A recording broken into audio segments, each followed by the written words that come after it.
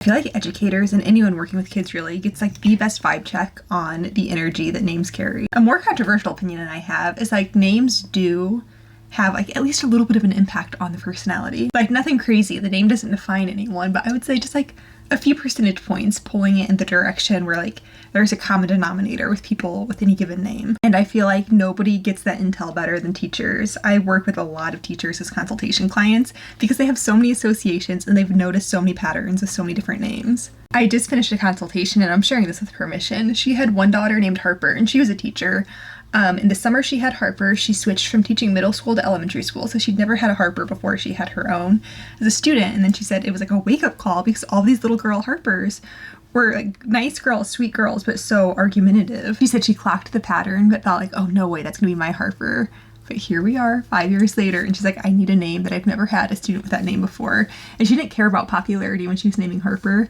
Now she cares. And this is a common theme I've been seeing where parents are like, I don't want preconceived notions put onto my kid based on their name. And so this client I was working with was like, it's not even so much a me issue, but it's like the other teachers at my school will look at the list and be like, oh, you have an incoming blank saying whatever name it is, and be like, good luck. Obviously this conversation has some nuance that we're missing here. I think there's a lot to be said, like parents who gravitate towards the same names probably have other things in common and might have certain ways of raising their kids in common. So then it makes sense like why a lot of kids with the same name might have certain attributes in common, because a lot of the kids who have that same name, their parents have things in common, so they might be raising their kids in similar ways, give or take. A lot of wiggle room here, a lot of nuance that I'm not covering in a silly little makeup video. All's that to say is like whenever I am expecting I have teacher friends, they will probably be the first people I give my list of potential names to.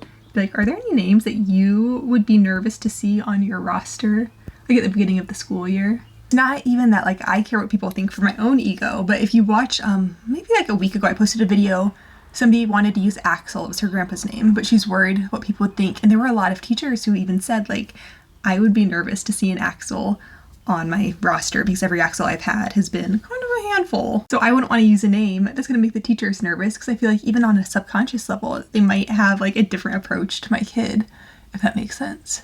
My entire life I've been called an overthinker. It doesn't bother me. I like overthinking everything. And I get it. Like if you are somebody who worries about things like that, we are the same. We are similar.